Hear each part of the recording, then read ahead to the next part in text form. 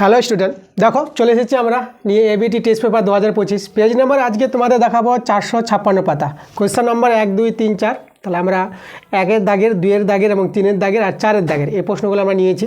তো তোমরা ABT test paper বের করো আর এবিটি টেস্ট পেপার থেকে তোমরা চলে যাবা পেজ নাম্বার 456 পাতা। তা 456 পাতার অঙ্কগুলো তোমরা খুলো আর আমার সঙ্গে অঙ্কগুলো তোমরা দেখো। তো চলো আমরা অঙ্কগুলো দেখে নিচ্ছি।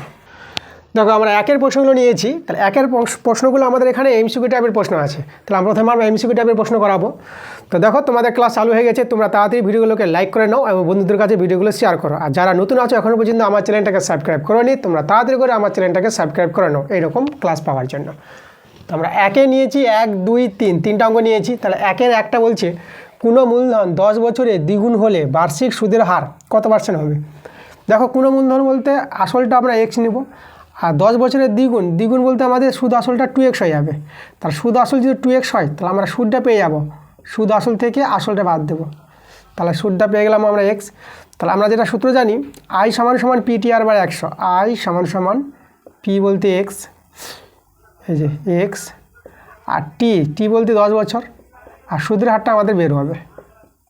এখানে x কেটে দাও, এদিকে 1, এখানে 0 কেটে দাও। তাহলে দেখো এখান থেকে তোমরা আর এর মানটা কত পাচ্ছ, 10-এর 10। তাহলে আর সমান 10%।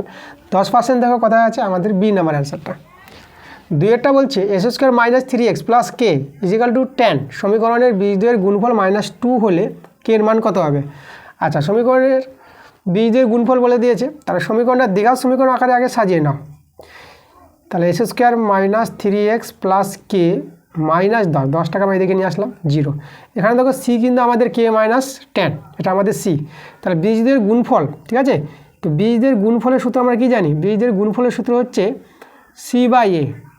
এখানে c কত, c আমাদের k - 10, আর a বলতে এখানে 1 আছে, আর এই বীজদের গুণফলের মানটা আমাদের -2 বলে দিয়েছে। তাহলে এখান থেকে তোমরা k এর মানটা দেখতে পাচ্ছ, k = -2 আর 10টা উদিয়ে গেলে +10। তাহলে এখানে কত আসছে আমাদের k এর মানটা 8 পাচ্ছি। তাহলে 8 দেখো আমাদের সি নাম্বার অ্যান্সার। 3-এরটা বলছে ও কেন্দ্রীয় বৃত্তের AB ও CD দুটি যে এর দৈর্ঘ্য সমান বলে দিয়েছে। কোণ AOB 60 ডিগ্রি হলে কোণ COD এর মান কত হবে। এখানে দেখো আমাদের, আমি তোমাদের একটা বৃত্ত ছবি আঁকি। তাহলে এটা যেটা আমাদের বৃত্ত হয়, এই যে দেখো, তাহলে এখানে আমাদের দুটো সমান দৈর্ঘ্যের যে বলেছে। তাহলে এখানে আমরা দেখো একটা AB আমরা যে নিয়ে নিলাম AB, আর এদিকে আমরা একটা জে নিলাম CD, এই যে CD। তাহলে ABCD দুটি জে, আর এখানে আমাদের ধরো কেন্দ্রবিন্দু আছে, ঠিক আছে, কেন্দ্রবিন্দু ও নাম দিয়ে দিলাম। আমাদের দেখো কোণটা বলেছে AOB, এই কোণটা কত বলেছে 60 ডিগ্রি বলেছে। তাহলে আমাদের COD কোণটা বের করতে বলেছে। তাহলে এখানে CO যোগ করবো আর OD যোগ করবো। তাহলে COD কোণটা হচ্ছে এই কোণটা কত হবে। তা দেখো আমরা কীভাবে এই কোণটা পাবো। এই দুটো ত্রিভুজকে আমরা সর্বসম দেখাবো। সর্বসম বলতে দুটো ত্রিভুজ থেকে 3টা শর্ত সমান দেখাবো। দেখো এই দুটো ত্রিভুজের আমরা এই বাহুটা সমান, যেহেতু আমাদের বলে দিয়েছে যে দুটি দৈর্ঘ্য সমান, তাহলে AB = CD আছে আমাদের। আর দেখো এখানে এই বাহুর সঙ্গে এই বাহু সমান, এরা হচ্ছে একই বৃত্তের ব্যাসার্ধ, OB ব্যাসার্ধ, OC ব্যাসার্ধ। আর এই ত্রিভুজে এই বাহুর সঙ্গে এই বাহু সমান, এও ব্যাসার্ধ, এ ব্যাসার্ধ। দেখো দুটো ত্রিভুজ থেকে 3টি শর্ত সমান, তো দুটো ত্রিভুজ কি আমরা সর্বসম বলতে পারবো। আর সর্বসম হলে সর্বসম ত্রিভুজে যে অনুরূপ কোণ, এই কোণের সঙ্গে এই কোণটা যে অনুরূপ আছে, তাহলে এই দুটো কোণ সমান। তাহলে এই যদি 60 ডিগ্রি হয় তো এই কত হবে, তাহলে এটা হবে আমাদের 60 ডিগ্রি। তাহলে অ্যান্সারটা COD যে মানটা আমরা পাবো, এই COD এর মানটা কত পাবো 60 ডিগ্রি। তাহলে COD আমরা কত পেয়ে গেলাম 60 ডিগ্রি। দেখো 60 ডিগ্রি আমাদের কোথায় আছে, সি নাম্বার অপশানে। তাহলে অ্যান্সার সি। এবার দেখো আমরা 1-এর 4, 5, 6 আমরা 3টা অঙ্ক একসঙ্গে নিয়েছি। তাহলে এবার তোমাদের কোনো মাধ্যমিকের চিন্তা নয়, প্রদীপ স্যার চলে এসেছে, তোমাদের এবার রেজাল্ট অঙ্কেতে ভালো হবে, ঠিক আছে। তোমরা আমার সঙ্গে অঙ্কগুলো করবা এবং প্রতিটা ভিডিও ভালো করে তোমরা দেখবা মন দিয়ে। একবার ছাড়া তোমরা দুবার ভিডিওগুলো দেখো, বারে তোমরা যে ভিডিওগুলো দেখো তো অঙ্কগুলো তোমাদের রিভিশন হবে, ঠিক আছে। আমি কিন্তু ডিটেলসে অঙ্ক করাচ্ছি, কোনো অসুবিধা নাই। প্রথম ভিডিওগুলো কিন্তু আরও এর চেয়ে ডিটেলসে করিয়েছি আমরা। তো প্রথম থেকে ভিডিওগুলো দেখো, আমরা কিন্তু এবিটি টেস্ট পেপার থেকে প্রথম 23 পাতা থেকে তোমাদের ভিডিও দেওয়া হয়েছে, প্লে লিস্টে গিয়ে দেখবা, তোমরা সব ভিডিওগুলো পেয়ে যাবা। তো দেখো আমাদের 1-এর 4, 5 আর 6 3টা অঙ্ক আমরা নিয়েছি। 1-এর 4 নম্বরটা প্রথমে করাবো আমরা। তো 4 নম্বর অঙ্কটা বলছে sin 43 degree cos 47 degree plus cos 43 degree sin 47 degree এর মান কত হবে। তাহলে আমরা দেখো এখানে 47 ডিগ্রি আর 43 ডিগ্রি যোগ করলে তোমরা 90 ডিগ্রি পাবা। তাহলে পুরো কোণ এখানে আছে আমাদের। তাহলে আমরা করব কি, sin 43 ডিগ্রি রাখলাম আর cos 47 জায়গায় লিখে দেবো 47 ডিগ্রি জায়গায় লিখছে 90 ডিগ্রি মাইনাস 43 ডিগ্রি, কারণ 90 থেকে 43 ডিগ্রি বিয়োগ করলে তোমরা 47 ডিগ্রি পেয়ে যাবা। তাহলে আমরা এখানেও চেঞ্জ করব, আমরা cos 43 ডিগ্রি রেখে দিলাম, আর সাইন 47 ডিগ্রি জায়গায় লিখব 90 ডিগ্রি মাইনাস 43 ডিগ্রি। ঠিক আছে, আমরা চেঞ্জ করে নিলাম। এবার দেখো এটা আমাদের সাইন 43 ডিগ্রি সমান সমান সমান সমান দিয়ে দিলাম, আর এটা দেখো এটা আমাদের সাইন চলে আসবে, সাইন 43 ডিগ্রি, cos 90 ডিগ্রি মানে থিতা, সাইন থিতা, আর এখানে cos 43 ডিগ্রি, আর এটা আমাদের cos হয়ে যাবে, পুরো কোণের সূত্র cos 43 ডিগ্রি। ঠিক আছে, তাহলে এবার দেখো এখানে এটা পেয়ে যাচ্ছি আমরা সাইন স্কোয়ার 43 ডিগ্রি, আর এটা তোমরা দেখতে পাচ্ছ cos স্কোয়ার 43 ডিগ্রি। তাহলে এর মান কত 1, তাই না? Sign square theta plus cos square থিতা 1 হয়। দেখো আমাদের কোনটা অ্যান্সার মিলেছে, ডি নাম্বারটা মিলেছে। 5এরটা বলছে দুটি নিরেট গোলকের বক্রতলের ক্ষেত্রফল, এখানে ক্ষেত্রফল ছিল না প্রশ্নে, ক্ষেত্রফল হবে। ঠিক আছে, কারণ বক্রতলের অনুপাত তো হয় না, কারো অনুপাত হবে, ক্ষেত্রফল না হলে কোনো কিছু বলবি। তাহলে আমরা দেখেছি এটা ক্ষেত্রফল হবে এই জায়গাটা। দুটি নিরেট গোলকের বক্রতলের ক্ষেত্রফলের অনুপাত 16:9 হলে তাদের আয়তনের অনুপাত কত হবে? আচ্ছা, গোলকের বক্রতলের ক্ষেত্রফলের অনুপাত দেওয়া আছে, তাহলে আমরা গোলকের বক্রতলের সূত্রগুলো জানবো। তো দেখো গোলকের বক্রতলের যে সূত্রটা, সমগ্র তল যেটা, সেটা আমরা জানি 4πr²। আর বলতে এখানে দুটো গোলক আছে, তার একটা R1 নিলাম, R1², আর একটা গোলক আছে দেখো 4πr2², তাই না? 4πr1² by 4πr2²। আচ্ছা, প্রথম গোলকের বক্রতলের ক্ষেত্রফল, দ্বিতীয় গোলকের বক্রতলের ক্ষেত্রফল, এদের অনুপাতটা কত বলেছে? 16:9, 16/9। আচ্ছা, এখানে 4π কেটে দেবো, তাহলে এখানে আমরা দেখতে পাচ্ছি R1 বাই R2 তার হোল স্কয়ার করবো, আর এখানে 16টা আমরা লিখব 16/9কে 4/3 তার হোল স্কয়ার করে দিলাম। ঠিক আছে, তাহলে এখান থেকে আমরা R1 বাই R2 পেয়ে যাচ্ছি, R1 বাই R2 কত পাবো? 4/3 পেয়ে যাবো। R1 বাই R2 মানটা আমরা বের করে রেখে দিলাম। এবার দেখো তাদের কি বলেছে, আয়তনের অনুপাত। তাহলে আয়তন দেখো, আয়তনের সূত্র কি জানি আমরা, গোলকের আয়তনের সূত্র 4/3 পাই r³। তাহলে আর বলতে একটা R1³ হবে, আর নিচে 4/3 পাই R2 তার কিউব। এটা হচ্ছে গোলকের আয়তনের সূত্র দুটি গোলকের। এখানে 4/3 কাটাবো, পাই কেটে দেবো, আর এখানে দেখো এটা যদি সরল করো, এটা আমরা R1 বাই R2 তার কিউব করে নেব। তাহলে এখানে আমরা করি, তো R1 বাই R2 মানটা আমরা বের করে রেখেছি 4/3, তাহলে এখানে আমরা লিখে দেবো 4/3 তার কিউব। তাহলে 4-এর কিউব বলতে 64 হবে, আর 3-এর কিউব 27 হয়। তা দেখো অ্যান্সারটা আমরা আয়তনের যে অনুপাত পাবো, তাদের আয়তনের অনুপাত আমরা দেখতে পাচ্ছি 64:27। তাহলে এটা আমাদের অ্যান্সার। দেখো 64:27 কোথায় আছে? আমাদের এ নাম্বার অপশানে আছে, তাহলে আমাদের অ্যান্সারটা এ নাম্বার। 6এরটা কী বলছে? 3, 14, 18, 20, 5 এই যে আছে তথ্যগুলো, এদের মধ্যমা বের করতে বলেছে। তো মধ্যমা আগে বের করতে গেলে সংখ্যাগুলোকে ছোটো থেকে বড় আকারে সাজাও। তো ছোটো প্রথমে কে আছে? 3 আছে, তারপরে 5, তারপরে 14, তারপরে 18, তারপরে 20। কটা সংখ্যা আছে টোটাল? আমাদের এখানে সংখ্যা আছে 1, 2, 3, 4, 5টা। তাহলে এদিকে দুটো রাখো আর এদিকে দুটো রাখো, তাহলে মধ্যে কে আছে? মধ্যে 14। তাই তথ্যগুলোর মধ্যমা আমরা 14 পেয়ে গেলাম। তাই অ্যান্সার দেখো 14 হবে, ডি নাম্বার অ্যান্সারটা। এবার দেখো 2-এর প্রশ্নগুলো নিয়েছি আমরা। 2-এর প্রশ্নগুলো শূন্যস্থান টাইপের প্রশ্ন আছে। 2-এর 1, 2, 3 তিনটা অঙ্ক নিয়েছি। তা 2-এর 1-একটা বলছে √3 - √5 এর অনুবন্ধী করণী। দেখো এর অনুবন্ধী করণী কী করে পাবো? দেখো অনুবন্ধী করণী বের করতে হলে যে করণীটা আছে, করণীর সাইনটাকে চেঞ্জ করো। এটা +√3 আছে, তা আমরা -√3 দিয়ে লিখবো। তাহলে এখানে শুধু -√3 করে নিবা, আর এদিকে -5 ছিল, এর সাইনটা চেঞ্জ করবা না, শুধু করণীর সাইনটাকে চেঞ্জ করে নিবা, তোমরা অনুবন্ধী করণী পেয়ে যাবা। তাহলে এত এর অনুবন্ধী করণী পেয়ে যাবা -√3 -5। ঠিক আছে। আচ্ছা, 2 নম্বরটা বলছে সময়ের সাথে কোনো কিছুর নির্দিষ্ট হারে বৃদ্ধি হলে তাকে ড্যাশ বৃদ্ধি বলে। আচ্ছা দেখো, সময়ের সাথে কোনো জিনিস যদি নির্দিষ্ট হারে বেড়ে যায় তাকে সমহার বৃদ্ধি বলা হয়। সমহার বৃদ্ধি, এটা আমাদের একটা অধ্যায় আছে, সমহার বৃদ্ধি। 3 নম্বরটা কী বলছে? বৃত্তের কোনো যে এর লম্ব সমদ্বিখণ্ডক ওই বৃত্তের কী হয়? দেখো এখানে আমরা যদি বলি একটা বৃত্তের ছবি আঁকি, তাহলে বৃত্তের যে লম্ব সমদ্বিখণ্ডক হবে। লম্ব সমদ্বিখণ্ডক কখন হবে? দেখো যখন দুটো যে ব্যাস হয়ে যাবে। দেখো একটা আমরা যে নিলাম, এটা আমরা কেন্দ্রবিন্দু এখানে, এই যেটাকে আমাদের কি হতে হবে? ব্যাস হতে হবে। তখন আমরা যদি এভাবে একটা ব্যাস তৈরি করি বা যে তৈরি করি, তাহলে দেখো এরা কিন্তু আমাদের লম্ব সমদ্বিখণ্ডক। তাহলে এটা আমরা সিডি নাম দিয়ে দেবো। তাহলে এখানে A B R C D কী হবে, পরস্পর লম্ব এবং লম্ব সমদ্বিখণ্ডক। তাহলে এদের কী হতে হবে, এদেরকে ব্যাস হতে হবে। তাহলে বৃত্তের কোনো যে এর লম্ব সমদ্বিখণ্ডক ওই বৃত্তের কিন্তু ব্যাস হবে, তাই না? তাছাড়া কিন্তু লম্ব সমদ্বিখণ্ডক হবে না। দেখো এখানে কিন্তু আমাদের কী হয়, দুটি ব্যাস এভাবে যদি লম্ব হয় তো এটা 90 ডিগ্রি পাবো, ঠিক আছে। আর এরা সমদ্বিখণ্ডক বলতে দেখো এখানে তো আমাদের কেন্দ্রবিন্দু, তো এদিকে ব্যাসার্ধ, এদিকে ব্যাসার্ধ, এদিকে ব্যাসার্ধ, এদিকে ব্যাসার্ধ, দেখো মানগুলো সমান পেয়ে যাচ্ছি, তাহলে সমদ্বিখণ্ডক বলতে পারবো। তাহলে বৃত্তের কোনো যে এর লম্ব সমদ্বিখণ্ডক ওই বৃত্তের ব্যাস হয়, এখানে অ্যান্সারটা হবে আমাদের ব্যাস। এবার দেখো 2-এর আমরা 4, 5 আর 6 তিনটা অঙ্ক নিয়েছি। তো 4-এর অঙ্কটা বলছে cos square theta minus sine square theta সমান সমান 1/2 হলে cos to the power 4 theta minus sine to the power 4 theta এর মান কত হবে। আচ্ছা, এখান থেকে আমরা এই মানটা বের করতে পারবো। দেখো এটাকে যদি আমরা সরল করি তো এটাকে আমরা লিখতে পারবো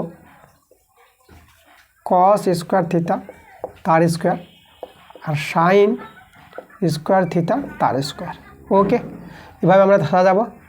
আর এখানে দেখো সূত্র আমরা যদি করি এ স্কোয়ার মানে বি স্কোয়ার সূত্র, এটা লিখতে পারবো cos square theta plus sign square থিতা into cos square theta minus sine square থিতা, সাইন স্কোয়ার থিতা, ঠিক আছে। আচ্ছা, এর মানটা আমরা 1 জানি, এটা 1। আর এর মানটা দেখো, এর মানটা হাফ দেওয়া আছে 1/2, তাহলে অ্যান্সার কত হয়ে গেল 1/2। তাহলে এর মানটা আমরা কিন্তু পেয়ে গেলাম 1/2, তাহলে অ্যান্সার 1/2। 5-এরটা বলছে ঘনক থেকে যে সর্ববৃহৎ শঙ্কু পাওয়া যায় তার ব্যাস ঘনকের ড্যাশ দৈর্ঘ্যের সমান। এখানে দেখো আমরা যদি ঘনক তৈরি করি তাহলে ঘনকের আমরা একটা ছবি আঁকছি। দেখো আমাদের একটা ঘনক বলতে ঘনকের তলগুলি বর্গক্ষেত্র হয়, এভাবে একটা বর্গক্ষেত্রের তল নিলাম, আর একটা বর্গক্ষেত্রের তল এভাবে নিয়ে নেব। তো এইভাবে করে আমরা একটা ঘনকের ছবি আঁকতে পারবো। এইভাবে যোগ করে দিলাম, এভাবে যোগ করে দিলাম, তাহলে এই যে আমাদের ঘনকটা। এবার সেই ঘনক থেকে সবচেয়ে বড় কী কাটবে, শঙ্কু নিয়ে নেবে, ঠিক আছে। তাহলে এভাবে একটা শঙ্কু আমরা কেটে দেখাচ্ছি। তাহলে এই যে ঘনকের কি, ঘনকের বাহুগুলোকে স্পর্শ করবে শঙ্কুর ভূমিটা, তাই না। এভাবে শঙ্কুটা নিবে। তাহলে এখানে দেখো এই যে শঙ্কুটা যদি আমরা এখান থেকে কাটি, ঠিক আছে, তাহলে এই শঙ্কুটার যে আমাদের ভূমির ব্যাসটা হবে, ঠিক আছে, এই যে ভূমির ব্যাসটা, তাহলে সেই ঘনকের বাহু দৈর্ঘ্যের সঙ্গে সমান হবে এখানে, এটা মনে রাখবা। মানে এখানে ঘনকের বাহু দৈর্ঘ্য সমান সমান শঙ্কুর ভূমির ব্যাস। তাহলে এখানে তোমাদের লিখি ঘনকের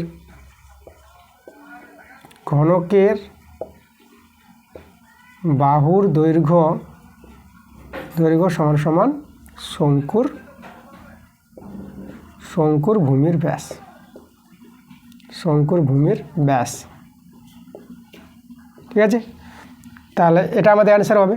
তাহলে এখানে যে কথাটা বলেছে ঘনক থেকে যে সর্ববৃহৎ শঙ্কু পাওয়া যায় তার ব্যাস ঘনকের কী হবে, ঘনকের বাহুর দৈর্ঘ্য সমান হবে। তা ঘনকের বাহুর, ঠিক আছে, বাহুর দৈর্ঘ্যের সমান। এবার 6-এরটা আমাদের বলেছে 2, 3, 9, 10, 9, 3, 9 এই যে সংখ্যাগুলো আছে এর সংখ্যাগুরু মান বের করতে বলেছে। তো সংখ্যাগুরু মান আমরা কীভাবে পাই, যে সংখ্যাটা তথ্যের মধ্যে বেশিবার থাকবে তাকে আমরা সংখ্যাগুরু মান বলবো। দেখো কে বেশিবার আছে, এখানে 9টা একবার, 2বার, 3বার। 9টাই আমরা বেশি দেখতে পাচ্ছি, বাকি তো আর দেখতে পাচ্ছি না। 3 শুধু 2বার আছে, 3 2বার, কিন্তু 9 আছে 3বার। তাহলে সংখ্যাগুরু মানটা আমরা 9 পেলাম। এবার দেখো 3-এর প্রশ্নগুলো নিয়েছি। 3-এর প্রশ্নগুলো আমাদের আছে সত্য মিথ্যা টাইপের অঙ্ক আছে, তা আমরা দেখে নেব এই অঙ্কগুলো, সত্য মিথ্যা অঙ্কগুলো কী বলছে। 3-এর 1, 2 আর 3 তিনটা অঙ্ক নিয়েছি আমরা। তো 3-এর 1-এর অঙ্কটা আমরা দেখব প্রথমে। তো 3-এর 1-এরটা বলছি অংশীদারি ব্যবসায় কমপক্ষে 3 জন লোকের দরকার। দেখো অংশীদারি ব্যবসায় কমপক্ষে 2 জন লোক হলেও হবে আমাদের, ঠিক আছে। কমপক্ষে 3 জন হলেও তো হবেই আমাদের, কিন্তু কমপক্ষে সবচেয়ে কম 2 জন লোক হলেই হয়ে যাবে, কিন্তু কমপক্ষে 3 জন বলেছে, তাই এখানে কথাটা কিন্তু মিথ্যা বলেছে। তাহলে আমাদের কমপক্ষে 2 জন দরকার, তাহলে এটা অ্যান্সারটা কী হবে, মিথ্যা, তাই না। কারণ অংশীদারি কারবারে তোমরা যদি 2টো লোক থাকে, 2 জন বন্ধু, তো 2 বন্ধু নিয়ে কিন্তু একটা ব্যবসা চালু করতে পারবে। কমপক্ষে 2 জন হলেই হবে, কমপক্ষে 3 জন বলেছে বলে অ্যান্সারটা এখানে মিথ্যা হবে। 2 নম্বরটা দেখো x ভেরিয়েস z এবং y ভেরিয়েস z হলে xy ভেরিয়েস z হবে।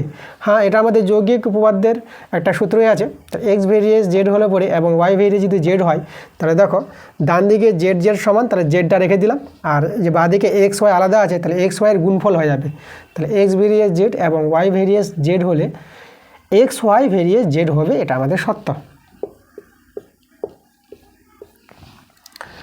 3 নম্বরটা বলছে দেখো একটি ত্রিভুজের 3টি বাহুর দৈর্ঘ্যের অনুপাত দেওয়া আছে 3:4:5 হলে ত্রিভুজটি সর্বদা সমকোণী ত্রিভুজ হবে। আচ্ছা এখানে দেখো 3টি বাহুর দৈর্ঘ্য যখন দেওয়া আছে তা 3টি বাহুর দৈর্ঘ্যগুলো আমরা ধরে নিতে পারবো। প্রথমটাকে আমরা 3x নিয়ে নেব, পরেরটাকে আমরা 4x নিয়ে নেব, আর তারপরটাকে আমরা 5x নিয়ে নেব। তো 3টি বাহু দৈর্ঘ্য পেয়ে গেলাম। এবার 3টি বাহু নিয়ে আমরা চেক করব যেটা সমকোণী ত্রিভুজ আছে কি নাই। ঠিক আছে, সমকোণী ত্রিভুজ হলে পরে তাহলে আমাদের অ্যান্সারটা সত্য হবে। তো দেখি কী বেরোচ্ছে আমাদের। সমকোণী ত্রিভুজের ধর্ম আমরা অতিভুজ স্কোয়ার লিখব। তাহলে অতিভুজ বলতে বড় বাহুটা হচ্ছে অতিভুজ, তাহলে এই যে 5xটা আমাদের অতিভুজ হবে সমান সমান ভূমির স্কোয়ার প্লাস লম্বের স্কোয়ার। ভূমি লম্ব যে কোনো দুজনকে বললেও হবে। ঠিক আছে, তাহলে এখানে আমাদের দেখো 25s স্কোয়ার, এদিকে 9s স্কোয়ার, আর এখানে আমরা পাবো 16s স্কোয়ার। দেখো এদিকে আমরা যোগ করে দেখতে পাচ্ছি 25s স্কোয়ার। দুই দিকে আমরা সমান পেয়ে গেলাম। তাহলে এই যে বলেছে সর্বদা সমকোণী ত্রিভুজ হবে যদি বাহুগুলির দৈর্ঘ্য অনুপাত এত হয়, তাহলে সেই ত্রিভুজটি কী হবে সর্বদা সমকোণী ত্রিভুজ আমরা দেখতে পাচ্ছি, কারণ আমাদের মিলে যাচ্ছে অতিভুজ স্কোয়ার সমান সমান ভূমি স্কোয়ার প্লাস লম্ব স্কোয়ার। ওই দিকে সমান হয়ে গেলো, স্যাটিসফাই করলো। তাহলে এটা আমরা কি পাবো সত্য পেয়ে যাবো অ্যান্সারটা। তাহলে অ্যান্সারটা হবে আমাদের সত্য। এবার 3-এর আমরা 4, 5, 6 নিয়েছি। তাহলে 4-এর অঙ্কটা বলছে দেখো থিতার মানটা 0 ডিগ্রি থেকে 90 ডিগ্রির মধ্যে। তো এই কন্ডিশনটা সবসময় বলে দিবে, কারণ এখানে আমাদের থিতার মানটা ধনাত্মক নিয়েই করা হচ্ছে। হলে sec square theta plus cos square থিতা এর সর্বনিম্ন মানটা কি 2 হবে। আচ্ছা তাহলে এখানে দেখো আমরা দেখাবো যে এর মানটা সর্বনিম্ন মানটা 2 আসছে।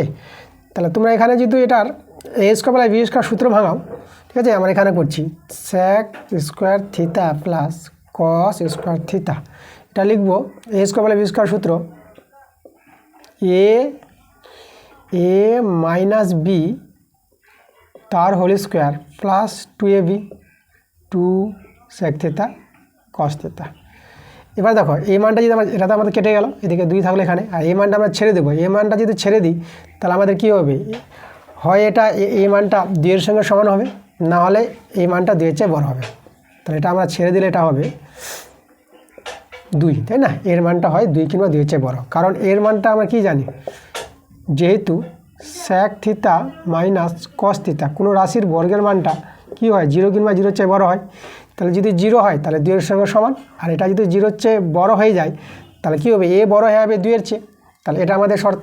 তোকে এর মানটা আমরা কি পেলাম, হয় 2 হবে নাহলে 2 এর চেয়ে বড় হবে। তাহলে এর সবচেয়ে ছোটো মানটা কিন্তু 2, 2 এর চেয়ে ছোটো হবে না, 2 এর চেয়ে বড় হতে পারে কিন্তু 2 এর চেয়ে ছোটো হবে না। তাহলে আমরা বলতে পারবো এত এর সর্বনিম্ন মানটা 2। তাহলে এখানে অ্যান্সারটা সত্য বলেছে, তাহলে আমাদের সত্য বলেছে এটা। আচ্ছা আমাদের দেখো 5 নম্বর যেটা বলেছে প্রশ্ন, 5-এরটা প্রশ্ন আছে একটি ঘনকের প্রতিটি ধারের দৈর্ঘ্য দ্বিগুণ হলে ঘনকটির আয়তন পূর্বের আয়তনের 4 গুণ হবে। আচ্ছা দেখো ঘনকের বাহুর দৈর্ঘ্য যদি এ হয় তাহলে এ ধরে আমাদের ঘনকের আয়তনটা a কিউব, আর বাহুর দৈর্ঘ্য দ্বিগুণ করবে মানে বাহুর দৈর্ঘ্য যদি 2a হয়ে যায়, তাই না। তা 2a বাহুর দৈর্ঘ্য হলে পরে আয়তন কত হবে 2a তার কিউব। তাহলে এখানে যদি ভাঙাও এটা 8a কিউব। দেখো আগের আয়তনটা a কিউব ছিল, আর এখানে 8 কিউবের 8 গুণ হয়ে গেছে। তাহলে বাহুর দৈর্ঘ্য দ্বিগুণ করা হলে আয়তন কিন্তু 8 গুণ হয়, এখানে 4 গুণ বলেছে, তাহলে আমাদের মিথ্যা হবে এটা। অ্যান্সারটা আমরা মিথ্যা পেয়ে গেলাম। 6টা কি বলছে দেখো n অযুগ্ম হলে n+1/2 তম পদ্মী কি মধ্যমা। হ্যাঁ এটা কিন্তু আমাদের সত্য কথা, আমাদের এটা সূত্র আছে। nটা যদি অযুগ্ম হয় তাহলে অযুগ্ম যদি হয় সংখ্যা তাহলে তার যে মধ্যমা পাওয়ার যে সূত্রটা n+1/2 এততম পদ্মী হবে মধ্যমা। কারণ এখানে দেখো তোমরা যদি এখানে দেখো আমাদের x1 x2 x3 এভাবে যদি চলতে চলতে আমাদের xn অবধি থাকে, তাহলে এই সংখ্যাগুলি যদি মধ্যমা বের করতে হয়, তাই না, ছোটো থেকে বড় করে সাজানো থাকে, তাহলে কিন্তু আমাদের এই সূত্র প্রয়োগ করতে হবে n+1/2 তম পদ্মী হবে আমাদের কি মধ্যমা। তাহলে আমাদের কথাটা সত্য বলেছে, তাহলে এখানে অ্যান্সারটা আমাদের হয়ে যাবে এটা সত্য। এবার দেখো 4-এর প্রশ্নগুলো আসলাম। 4-এর প্রশ্নগুলো আমাদের 2 মার্কের প্রশ্ন আছে। তো এখানে দেখো আমরা 2 মার্কের প্রশ্নগুলো করাবো, তোমরা এক একটা প্রশ্নের জন্য 2 নম্বর করে পেয়ে যাবা। তো চলো আমরা 4-এর অঙ্কগুলো করাই। 4-এর 1, 2 আমরা একসঙ্গে নিয়েছি। 4-এর 1-এরটা বলছে শতকরা বার্ষিক সরল সুদের হার কত হলে কোনো টাকার 4 বছরের সুদ আসলের এত অংশ হবে। আচ্ছা আমাদের সুদের হারটা বের করতে বলেছে, আর এখানে সুদটা বলেছে সুদ আসলের এত অংশ। তাহলে আসলটাকে আমরা ধরে নিব। তাহলে আমরা এখানে আসলটাকে যদি x ধরে নিই তাহলে দেখো শর্ত অনুযায়ী আমরা অতএব দিয়ে সুদটা পেয়ে যাব। সুদ কত পাবো, আসলের মানে x-এর কত অংশ বলেছে 8/25 অংশ। তাহলে আমরা দেখো সুদটা আমরা 8x/25 পেয়ে গেলাম। আচ্ছা, এবার দেখো আমাদের সূত্র কি, আই সমান সমান PTR/100। আরটা হচ্ছে আমাদের সুদের হার। তাহলে এখান থেকে যদি মানটা বসাই, ঠিক আছে, তাহলে এখানে আয়ের মান কত পেলাম, আয়ের মান হচ্ছে আমাদের 8x/25, পি এর মান হচ্ছে আসল এক্স, আর সময়টা এখানে দেখো, এখানে সময় কিন্তু 4 বছর বলে দিয়েছে, টিটা আমাদের এখানে 4 বছর, আর আরটা কিন্তু বেরোবে এখান থেকে। তাহলে এবার এখানে কাটাকাটি যদি করো, তা আমরা 4 2 8 কেটে দিলাম, এক্স কেটে দাও, আর 25 একে 25, 25 4 100। ঠিক আছে, তাহলে এখানে দেখো আর এর মানটা আমরা দেখতে পাচ্ছি 4 2 8। তাহলে আমাদের দেখো সুদের হারটা কত পেয়ে গেলাম, সুদের হারটা আমরা কিন্তু 8% পেয়ে গেলাম। তাহলে এটাই আমাদের অ্যান্সার, 8%। 2 নম্বরটা দেখো কি বলছে, পল্লবী 500 টাকা 9 মাসের জন্য এবং রাজিয়া 600 টাকা 5 মাসের জন্য একটি ব্যবসায় নিয়োজিত করি, তাদের মধ্যে লভ্যাংশ বণ্টিত হওয়ার যে অনুপাত কত হবে সেটা বের করতে বলেছে। এখানে দেখো একই সময়ের ক্ষেত্রে তোমাদের জানতে হবে, একই সময়ের ক্ষেত্রে মূলধনের অনুপাত যেটা হবে সেটাই হবে আমাদের লভ্যাংশ অনুপাত। তাহলে এখানে যদি আমরা একই সময়ের ক্ষেত্রে মূলধনের অনুপাতটা বের করতে চাই, সেটা আমরা লভ্যাংশ অনুপাত পাবো। তাহলে আমরা এখানে মূলধনের অনুপাত কত, তাহলে এখানে লিখব মূলধনের অনুপাত, মূলধনের অনুপাত সমান সমান। ঠিক আছে, তাহলে এখানে আমরা অ্যান্সার দিয়ে শুরু করলাম। অ্যান্সার মূলধন অনুপাত হবে, দেখো প্রথমে পল্লবী 500 টাকা কত মাস খাটাবে, 9 মাস। তাহলে 500কে 9 দিয়ে গুণ করো, এভাবে আমাদের তাদের মূলধনটা পাবো, নতুন মূলধন। আর এখানে দেখো রাজিয়া 600 টাকা 5 মাসের জন্য খাটাবে, তাহলে রাজিয়ার যে 600 টাকাটা 5 মাস খাটাবে তাকে 5 দিয়ে গুণ করে নেবা। তাহলে এইভাবে ওদের মূলধনের অনুপাতটা পাবো। তাহলে এখানে যদি সরল করো তাহলে কত হবে দেখো, আচ্ছা এখানে আমাদের 2 শূন্য কেটে দেবো, 5 5 কেটে দাও। ঠিক আছে, তাহলে এখানে দেখো 9 আর 6 থাকলো, তাহলে এটাকে 3 দিয়ে যদি কাটাকাটি করো, 3 3 9 আর 3 দিয়ে 6, তাহলে তোমরা কত দেখতে পাচ্ছ, 3:2 দেখতে পাচ্ছ। তাহলে আমরা কি লিখব, তাহলে এখানে আমাদের হবে মূলধনের অনুপাতটা হবে একই সময়ের ক্ষেত্রে, অতএব মূলধন না লভ্যাংশের অনুপাত। ঠিক আছে, তাহলে আমরা লিখব অতএব লভ্যাংশের অনুপাত, লভ্যাংশের অনুপাত কত হয়ে যাবে, 3:2। তাহলে এটাই আমাদের অ্যান্সার। তোমাদের জানতে হবে একই সময়ের ক্ষেত্রে, ঠিক আছে, মূলধনের অনুপাতটা যেটা হবে সেটাই হবে আমাদের লভ্যাংশের অনুপাত। এবার দেখো 4-এর 3 আর 4 নিয়েছি আমরা, তো 3-এর অঙ্কটা দেখো কি বলছি, a² + bx + c = 0 সমীকরণের একটি বীজ অপরটির দ্বিগুণ হলে দেখাও যে 2b² = 9ac। আচ্ছা প্রশ্ন এখানে a² বলে দিয়েছিল, a² হবে না, এখানে b হবে, তাই না, 2b² = 9ac। তাহলে দেখো আমাদের কীভাবে অঙ্কটা হবে, একটি বীজ অপরটির দ্বিগুণ বলেছে, তাহলে আমরা ধরে নিব একটি বীজ আলফা, তাহলে অপর বীজটা কত হবে, 2 আলফা হবে। তাহলে এখানে আমরা বীজদের যোগফল বের করব, আলফা + 2 আলফা, বীজদের যোগফলের সূত্র -b/a। তাহলে এখান থেকে আমরা 3 আলফা পেয়ে যাচ্ছি, 3 আলফা হচ্ছে -b/a। তাহলে এখান থেকে আলফার মানটা বের করব -b/3a। এবার আমরা বীজদের গুণফল করব, আলফা × 2 আলফা। তাহলে বীজদের গুণফলটা দেখো সেটা হচ্ছে আমাদের c/a। তাহলে এখানে 2 আলফা² c/a, এখানে আলফার জায়গায় আলফার মানটা বসাবো -b/3a তার স্কোয়ার c/a। এখানে দেখো আমাদের সরলটা কত দাঁড়াচ্ছে, আমাদের সরলটা হবে 2 × b² / 9a², আর এদিকে আমাদের আছে c/a। এখানে একটা a কেটে যাবে, একটা a থাকবে। তাহলে এখান থেকে দেখো আমরা পেয়ে যাচ্ছি 2b², এর থেকে 9টা যদি গুণ করি 9a আছে, তাহলে 9ac। দেখো আমাদের প্রমাণটা কিন্তু মিলে গেছে, তাহলে আমরা প্রুফ লিখে দেব, প্রুফড। এবার 4-এরটা দেখো, 23, 30, 57, 78 এর প্রত্যেকটি পদ থেকে কত বিয়োগ করলে বিয়োগফলগুলি সমানুপাতিক হবে। তাহলে কত বিয়োগ করতে হবে, আমরা ধরে নিব যে x বিয়োগ করতে হবে। তাহলে আমরা ধরি x বিয়োগ করতে হবে, x বিয়োগ করতে হবে। তাহলে যদি x বিয়োগ করি, তাই না, তাহলে কত হবে দেখো, 23 - x, প্রথমটা এটা হয়ে যাবে, পরেরটা 30 বিয়োগ x, তারপরেরটা 57 বিয়োগ x, তারপরেরটা 78 বিয়োগ এক্স, প্রত্যেকের সঙ্গে আমরা এক্স বিয়োগ করবো, তার সমানুপাতি হবে। তাহলে যদি সমানুপাতি হয়, ঠিক আছে, তাহলে আমরা সমানুপাতি এরা হবে। তাহলে অতএব দিয়ে আমরা দেখো আমরা লিখতে পারবো এটা ইজটু এটা, প্রথমটা ইজটু দ্বিতীয়টা সমান সমান তৃতীয়টা ইজটু চতুর্থটা। ঠিক আছে, চারটা সংখ্যা যদি সমানুপাতে হয় তার প্রথম ইজটু দ্বিতীয় সমান সমান তৃতীয় ইজটু চতুর্থ, এটা করা যায়। তো এখান থেকে আমরা এক্সের মানটা পাবো 23 minus X by 30 minus X, আর এখানে 57 minus X by 78 minus X by করে নিলাম। এবার আমরা কী করবো, বর্জগুণ করব। দেখো কণাগুণি গুণ করি, তাহলে দেখো 23 আর 78 যদি গুণ করো তো তোমরা গুণফলটা পাবা 17 94। ওকে, আচ্ছা, তারপরে এখানে হবে 23x, ঠিক আছে, তাহলে এটা হবে 23 দিয়ে এটা গুণ করলাম, আর 23 মাইনাস 23x, এবার x দিয়ে, তাহলে মাইনাস 78x, আর এটা হবে মাইনাস মাইনাসে প্লাস এস স্কোয়ার। ঠিক আছে, এটা গুণ করলাম, এবার এদিকে গুণ করা, আর এদিকে যদি গুণ করো 57 আর 30 গুণ করবা, তোমরা পেয়ে যাবা 1710 হবে। তারপরে এদিকে আমরা লিখব মাইনাস 30x, আর হবে আমাদের এক্স দিয়ে আবার মাইনাস 57x, আর এদিকে প্লাস এস স্কোয়ার। তাহলে প্লাস এস স্কোয়ার আর প্লাস এস স্কোয়ার কেটে দিলাম আমরা, তাহলে এখানে আমরা পেয়ে যাচ্ছি 1794, আর এই দুটো আমরা কী হবে, যোগ হবে, এই দুটো যদি যোগ করো তোমরা পেয়ে যাবা 101।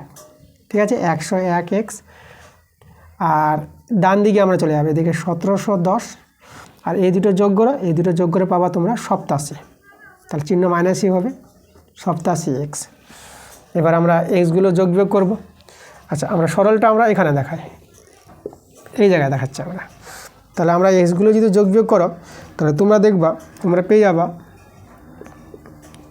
14x পাবা, আর এই সংখ্যাগুলো যদি যোগ বিয়োগ করো তাহলে এখানে বড় থেকে ছোটো বিয়োগ করবা, তোমরা দেখবা 84 পাবা। তাহলে এদিকে 14x আর 84 হবে আমাদের, তাহলে এখানে 14 6 আর 84 হয় আমাদের। তাহলে দেখো এক্সের মানটা কত পেয়ে গেলাম, 6 পেয়ে গেলাম। তাহলে আমাদের বলেছিল কত বিয়োগ করতে হবে, তাহলে প্রত্যেকটির সঙ্গে আমাদের 6 বিয়োগ করতে হবে, এটাই আমাদের অ্যান্সার, তাই না? তাহলে অতএব লিখে দেবা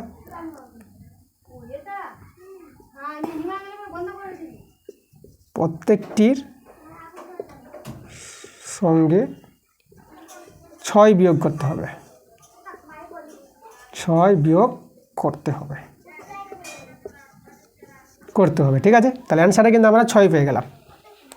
এবার দেখো 4-এর 5-এর প্রশ্নটা কী বলছে, ত্রিভুজ এবিসি এর বি কোণ 90 ডিগ্রি এবং বিডি লম্ব এসি যদি এবি 30 সেমি এবং বিডি 24 সেমি আর এডি 18 সেমি হলে বিসি সমান সমান কত, বিসির মানটা বের করতে বলেছে, সমকোণী ত্রিভুজ বলেছে। তাহলে আমরা কি করব, আমরা একটা সমকোণী ত্রিভুজ তৈরি করছি। এই যে আমাদের সমকোণী ত্রিভুজ, বি কোণটা 90 ডিগ্রি, তাহলে এটা আমরা বি নাম দিয়ে দিলাম, তাহলে এটা এ আর এটা আমরা সি। ঠিক আছে, আচ্ছা, তাহলে এবার দেখো আমাদের এসির পর, ঠিক আছে, এই যে বিডিটা এখানে দেখো, এই যে বিডিটা এসির পর লম্বা বলেছে, তাহলে এটা আমাদের বিডি, এটা আমাদের বলেছে প্রশ্নে। আর এখানে কিন্তু এই কোণটা আমাদের 90 ডিগ্রি, আর এখানে এই কোণটা আমাদের 90 ডিগ্রি, লম্বা বলেছে এই কোণটা আমাদের 90 ডিগ্রি। তাহলে দুটো ত্রিভুজ আমাদের সমকোণী ত্রিভুজ, আর বড় ত্রিভুজটাও সমকোণী ত্রিভুজ। তাহলে আমরা এখানে দুটো সমকোণী ত্রিভুজ নিচ্ছি। প্রথমটা বড়টা ত্রিভুজ এবিসি ও ত্রিভুজ আমরা এটা নিই, ত্রিভুজ এটার নাম দেবো আমরা এবিডি। এই দুটো ত্রিভুজকে আমরা সদৃশ্য দেখাবো, এই ত্রিভুজটা সদৃশ্য দেখানোর জন্য আমাদের দুটো শর্ত সমান দেখাবো। দুটো যদি দুই জোড়া কোণ দেখাতে পারি দুটো ত্রিভুজ দেখে, তাহলে আমাদের কী হবে, সদৃশ্য হয়ে যাবে। দেখো এই কোণটা আমাদের কি কমন কোণ, তাহলে এই ত্রিভুজেরও এই কোণটা সমান সমান এই ত্রিভুজেরও এই কোণটা সমান পেয়ে গেলাম, সাধারণ কোণ এটা। আর 2 নম্বর শর্ত আমরা দেখাবো, দেখো এই ত্রিভুজের এবিসি কোণটা, ঠিক আছে, তাহলে এই ত্রিভুজটার এ বিসি এটা কোণ সমান সমান, আর এই ত্রিভুজের আমাদের এ ডিবি কোণটা, এ ডিবি এটা আমাদের কি 90 ডিগ্রি। তাহলে দেখো দুটো ত্রিভুজ থেকে আমরা দুটো শর্ত সমান দেখিয়েছি, তাহলে দুটো ত্রিভুজকে আমরা সদৃশ্য বলতে পারবো। তাহলে অতএব ত্রিভুজ এবিসি ও ত্রিভুজ এবিডি কী হয়ে গেল, এরা সদৃশ্য হয়ে গেল, সদৃশ্য। তাহলে আমরা দেখো দুটো ত্রিভুজ সদৃশ্য পেয়ে গেলাম। এবার সদৃশ্য যে পেলাম, তো সদৃশ্য ত্রিভুজ যে অনুরূপ বাহুগুলির অনুপাত কী হয়, সমান হয়। তাহলে আমরা দেখো আমরা কী করবো, এখন এই ত্রিভুজটা আমি একটু এই দিকে দেখাই, এই যে আমি এখানে দেখাচ্ছি, ঠিক আছে। এই ত্রিভুজটাকে আমরা এখানে নিয়ে এসে এখানে দেখাচ্ছি। তাহলে এই যে আমাদের একটা ত্রিভুজ। এখন আমরা কী করব, এই যে এডিটাকে আমরা লম্বা বানাই। তাহলে এটা হচ্ছে আমাদের এ, ডিটা এটা হবে আমাদের 90 ডিগ্রি, এই কোণটা আমরা 90 দেখালাম। আর এদিকে আমরা দেখাবো, এদিকে বিটা দেখালাম, এই বিডি বাহুটা, এই যে বিডি বাহুটা এইভাবে ত্রিভুজটাকে নিয়ে একটু ঘুরিয়ে নিলাম, ঠিক আছে। তো এই ত্রিভুজটাকে আমরা এখান থেকে ধরো কপি করে আমরা এখানে দেখালাম, ওকে। তাহলে আমাদের এবিসি একটা বড় ত্রিভুজ, আর এই ত্রিভুজটা আমরা এখানে দেখালাম। তাহলে এবার দেখো আমরা কি করছি, এটাকে যদি আমরা নিই লম্ব, এটা যদি ভূমি নিই, তাহলে লম্ব বাই ভূমি আমরা করছি। তা আমরা করবো অতএব লম্ব বাই ভূমি, এবি বাই বিসি, ঠিক আছে। তাহলে এবি বাই বিসি, তাহলে এই বাহু দুটোর অনুপাত, আর এদের যে অনুরূপ বাহু আছে দেখো, এটা অনুরূপ, এর সঙ্গে এটা অনুরূপ, আর এর সঙ্গে এটা অনুরূপ। তাহলে এখানে আমরা এডি বাই কি বিডি করতে পারবো। তাহলে এখানে এই ত্রিভুজ থেকে আমরা করতে পারবো এডি বাই বিডি, ঠিক আছে। সদৃশ্য ত্রিভুজের যে অনুরূপ বাহুগুলির অনুপাত আছে, সে অনুরূপ বাহুগুলির অনুপাত সমান হয়, এটা তোমরা জানবা, এটা তোমাদের এটা নিয়মটা জানতে হবে। তাহলে আমরা এখানে মানগুলো বসাবো। তাহলে এ বির মান দেখো, এ বির মান আমাদের দেওয়া আছে 30, বিসির মানটা আমাদের এখানে বের হবে। আর এডির মানও দেওয়া আছে 18, আর বিডির মানটা দেওয়া আছে 24। চলো এবার কাটাকাটি করো, 6 দিয়ে 6 4 24, আর এখানে 6 3 18, 3 আর 30 কাটলে এটা তোমরা 10 পেয়ে যাবা। তাহলে এখান থেকে দেখো বিসির মানটা কত দেখতে পাচ্ছ। তাহলে এখানে বিসির মানটা, এখানে তো 1 আছে, বিসি একে বিসি, আর 4 আর 10 গুণ, 4 10 40। তাহলে বিসিটা পেয়ে গেলাম আমরা 40 সেমি, 40 সেমি। তাহলে এটাই আমাদের অ্যান্সার। এবার দেখো 4-এর 6 নম্বর প্রশ্নটা কী বলছে দেখো, 10 সেমি ব্যাসার্ধের দৈর্ঘ্যের দুটি সমান বৃত্ত পরস্পরকে ছেদ করে এবং তাদের সাধারণ জে এর দৈর্ঘ্য 12 সেমি, বৃত্ত দুটির কেন্দ্রদ্বয়ের দূরত্ব কত। আচ্ছা, আমরা ছবি এঁকে তোমাদের বোঝাই। তাহলে আমরা প্রথমে দুটো বৃত্ত তৈরি করব যারা পরস্পরকে ছেদ করেছে, ঠিক আছে। তাহলে এখানে আমরা কেন্দ্রবিন্দু নিয়ে নিলাম। এই যে আমাদের একটা কেন্দ্র হচ্ছে এ কেন্দ্র, আর একটা হচ্ছে আমাদের বি কেন্দ্র, আর সাধারণ যে এভাবে এখানে আমাদের এই জায়গায় সাধারণ যে আছে। তাহলে সাধারণ যেটা আমার নাম আমরা সিডি দিয়ে দিলাম, ঠিক আছে। এখানে কিন্তু আমাদের সিডির মানটা বলে দিয়েছে, সিডির মান হচ্ছে সাধারণ যে দৈর্ঘ্য 12 সেমি, ঠিক আছে। এটা হচ্ছে আমাদের 12 সেমি, আর এটা আমাদের পি বিন্দু, ওকে। আচ্ছা, আমরা কি করব, এডি আমরা এদিকে যোগ করলাম, এডি আমরা যুক্ত করলাম। তাহলে এডি হচ্ছে আমাদের ব্যাসার্ধ, তাহলে ব্যাসার্ধ কিন্তু আমাদের দেওয়া আছে 10 সেমি। তাহলে দুটো বৃত্ত কিন্তু সমান, ঠিক আছে। এরও ব্যাসার্ধ আমাদের 10 হবে। তাহলে এ কেন্দ্রের বৃত্তের ব্যাসার্ধ যত, বি কেন্দ্রের বৃত্তের ব্যাসার্ধ তাই হবে আমাদের। আচ্ছা, আমরা এখন করব কি, এই যে আমরা ত্রিভুজ দেখতে পাচ্ছি এপিডি, এই ত্রিভুজ থেকে দেখো এই কোণটা কিন্তু আমাদের 90 ডিগ্রি হবে, ঠিক আছে। এখানে কিন্তু এপিটা কার পর, সিডির পর লম্ব। তোমাদের বলে এখানে এপিটা লম্ব আছে কার পর, সিডির পর। কারণ দেখো আমাদের কোনো জের উপর কেন্দ্রগামী যে সরলরেখাটা লম্ব হবে এবং তাকে সমদ্বিখণ্ডিত করবে। তাহলে এখানে আমাদের কি করবে, এখানে আমরা দেখতে পাচ্ছি এই যে এখানে আমরা কত হবে দেখো, আমাদের এই যে পিডিটা যদি বের করি, তা পিডিটা হবে আমাদের কার, সিডির অর্ধেক। তাহলে এখানে পিডিটা পেয়ে যাব হাফ সিডি, ঠিক আছে। তাহলে পিডি পাবো কিন্তু সিডির অর্ধেক। কেন এটা অর্ধেক হবে, তো এখানে তোমরা লিখতে পারবা যেহেতু ব্যাস নয় এরূপ কোনো জের উপর কেন্দ্রগামী লম্ব সরলরেখা এপিটা সেই জেটাকে মানে সিডিকে সমদ্বিখণ্ডিত করবে, ঠিক আছে। এটা তোমাদের উপপাদ্য আছে। তার জন্য কি হবে, এই পিডিটা পুরো সিডির অর্ধেক হবে আমাদের। তাহলে সিডির মানটা আমাদের জানা আছে, সিডির মান হচ্ছে 12। তাহলে আমরা পেয়ে গেলাম দেখো, পিডিটা পেয়ে গেলাম আমরা কত, 6 সেমি পেয়ে গেলাম। তাহলে এটা আমাদের 6। এখন আমরা দেখো এটা তো সমকোণী ত্রিভুজ, তাহলে সমকোণী ত্রিভুজ থেকে আমরা এপির মানটা পেয়ে যাব। তাহলে এখানে দেখো অতিভুজ হচ্ছে আমাদের এডি, তাহলে এডি স্কোয়ার অতিভুজ স্কোয়ার, আর আমরা PD square plus AP square. এডির মানটা আমাদের জানা হয়ে গেল, এডির মানটা তো ব্যাসার্ধ 10-এর স্কোয়ার, পিডির মানটা আমরা বের করলাম, পিডির মানটা হচ্ছে 6-এর স্কোয়ার, আর এপিটা আমরা এখান থেকে বের করব। তাহলে দেখো এপি স্কোয়ার কত হবে, এপি স্কোয়ার হবে আমাদের এদিকে 100 আর এদিকে 36টা আমাদের বিয়োগ হয়ে যাবে। তাহলে বিয়োগ করে কত পাচ্ছ, এদিকে পেয়ে যাচ্ছে তোমরা 64। তাহলে এপি কত পেয়ে গেলাম, এপি পেয়ে গেলাম আমরা 8 পেয়ে গেলাম, ঠিক আছে। তাহলে এপিটা আমরা 8 পেয়ে গেলাম। আচ্ছা, একইভাবে তোমরা যদি বিডি যোগ করো, ঠিক আছে। তাহলে বিডি যোগ করে আমরা এইদিকে আমরা পিবি পাবো। তা আমরা বলবো একইভাবে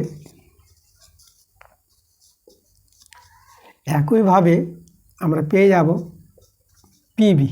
পিবি কত পাবো? 8 সেমি পেয়ে যাবো, একটু আমাদের 8 সেমি।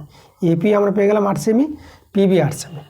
এবার আমরা কেন্দ্রদের মধ্যে দূরত্ব বলেছিল মানে এবি, তাহলে এবির দৈর্ঘ্য পেয়ে যাবো। তা দেখো এবি দৈর্ঘ্য আমরা কত পাবে, তাহলে অতএব এবি হবে, এবি আছে এপি যোগ পিবি, তাহলে এপির মান 8, পিবির মানও 8, তাহলে কত হয়ে গেল 16 সেমি। তাহলে এটাই আমাদের অ্যান্সার। ঠিক আছে। তাহলে এবির দৈর্ঘ্য, এই যে আমাদের বৃত্ত দুটির কেন্দ্রদের মধ্যে দূরত্ব বলেছিল, তার দৈর্ঘ্য পেয়ে গেলাম আমরা 16 সেমি। এবার দেখো 4-এর 7 নম্বরটা। 4-এর 7 নম্বরটা কী বলছে আমাদের? বলছে ABCD আয়তক্ষেত্রের অভ্যন্তরে ও বিন্দু এমনভাবে অবস্থিত যে OB সমান 6 সেমি, OD সমান 8 সেমি এবং OA সমান 5 সেমি। তাহলে বলেছে OC এর দৈর্ঘ্য নির্ণয় করা। আচ্ছা, তোমাদের আমি ছবিটা এঁকে একটু বোঝাই। তাহলে আমাদের প্রথমে আয়তক্ষেত্রের ছবি আঁকতে হবে। তাহলে আমরা একটা আয়তক্ষেত্রের ছবি নিচ্ছি।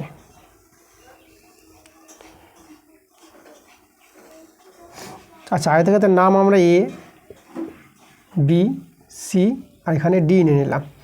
এবার অভ্যন্তরে আমাদের দেখো, এই যে এখানে আমাদের যেটা বলি, তাহলে এখানে আমাদের একটা বিন্দু আছে অভ্যন্তরে, এই জায়গায়।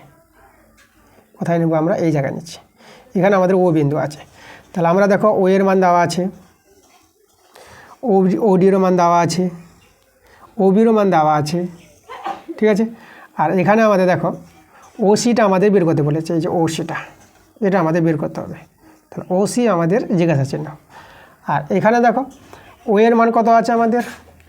ওয়ে আমাদের বলেছে 5, এটা আমাদের 5। তারপরে আছে ওবি, ওবিটা আমাদের 6। তারপরে ওডি আমাদের 8। এগুলো মান কিন্তু আমাদের বলে দিয়েছে। এখন আমরা করব কি, আমরা এই যে ও বিন্দু দিয়ে এমন একটা সমান্তরাল সরলরেখা আঁকবো যেটা এডি এর আর বিসি এর সমান্তরাল সরলরেখা হবে। তা আমরা ও বিন্দু দিয়ে একটা সমান্তরাল সরলরেখা আঁকলাম পি কিউ। ঠিক আছে। তাহলে এই সমান্তরাল সরলরেখাটা এডির সঙ্গে আর বিসির সঙ্গে, মানে এই সরলরেখাটা পি কিউ সরলরেখাটা সমান্তরাল হবে কার সঙ্গে? এডির সঙ্গে এবং বিসির সঙ্গে সমান্তরাল হবে। তাহলে আমরা এখানে কি অঙ্কন করেছি? অঙ্কন করেছি আমরা এডি সমান্তরাল পি কিউ সমান্তরাল বিসি। ঠিক আছে। তাহলে এরা যদি সমান্তরাল যদি হয়, তাহলে দেখো তো আমাদের এডি কিউপি কী পাবো আমরা? আয়তক্ষেত্রে পাবো, কারণ এরা হবে 90 ডিগ্রি, এগুলো হচ্ছে আমাদের 90 ডিগ্রি সমান্তরাল, এটা আমাদের 90 ডিগ্রি। ঠিক আছে। এগুলো সব আয়তক্ষেত্র। এখন আমরা এই ত্রিভুজ থেকে আমরা নিচ্ছি। ঠিক আছে। তাহলে এই ত্রিভুজ থেকে যদি বলি ত্রিভুজ আমরা নাম দেব এওপি। তাহলে এওপি থেকে আমরা কি নিব? আমরা নিব ওএ স্কোয়ার সমান AP square plus OP square. Okay. এবার আমরা এটা সমকোণী ত্রিভুজ নিচ্ছি, সমকোণী ত্রিভুজ। তাহলে এই ত্রিভুজটা কিন্তু এই কোণটা আমাদের কি 90 ডিগ্রি, এগুলো সব আমাদের 90 ডিগ্রি। তাহলে আমরা নিব ত্রিভুজ, কী নাম দেব? CO Q.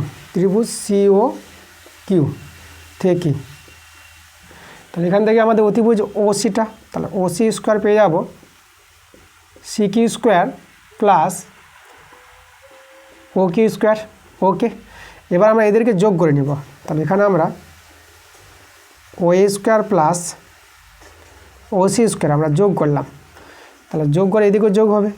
তাহলে এখানে AP square plus OP square plus C Q square plus O Q square. ঠিক আছে। দুটো সমীকরণকে যোগ করলাম। এখানে দেখো আমরা এপির জায়গায় আমরা ডি কিউ লিখে দিচ্ছি। তাহলে এপি আর ডি কিউ তো সমান হবে যদি আয়তক্ষেত্র হয়। তাহলে এপির জায়গায় আমরা ডি কিউ লিখে দিলাম। আর এদিকে দেখো, এদিকে আমাদের এই যেখানে সি কিউ আছে, এই যে সি কিউ জায়গায় আমরা পিবি লিখে দিচ্ছি এর জায়গায়। তাহলে এটা এর জায়গায় আমরা লিখে দিলাম পিবি। তাহলে এটা হবে আমাদের পিবি স্কোয়ার। আর এদেরকে আমরা রেখে দিই, ওপি স্কোয়ার ছিল থাক। ঠিক আছে। এখানে আমাদের ছিল ওপি স্কোয়ার, এই যে ওপি স্কোয়ারটা আমরা এখানে নিলাম, আর ও কিউ স্কোয়ারটা আমরা রেখে দিলাম। ওকে। আচ্ছা, তাহলে এবার দেখো তো আমরা এই ত্রিভুজটা দেখো, এই ত্রিভুজটা কি আছে? ডি কিউ, হ্যাঁ, আর যে ওপি। তাহলে আমরা এখানে ডি কিউ স্কোয়ার পাশাপাশি লিখি ডি কিউ স্কোয়ার, আর এদিকে ও কিউটা নিয়ে আসে, এই যে এর পাশে আমরা নিয়ে আসলাম ও কিউ স্কোয়ার। একটু সাজিয়ে লিখি আমরা। প্লাস এবার আমরা লিখব PB square plus OP square. তাহলে এবার দেখো যে ডিকিউ স্কোয়ার আর ও কিউ স্কোয়ার, এই যে সমকোণী ত্রিভুজের এটা হচ্ছে ভূমি স্কোয়ার লম্ব স্কোয়ার, তো সমান সমান কী হবে অতিভুজ স্কোয়ার ওডি স্কোয়ার হবে।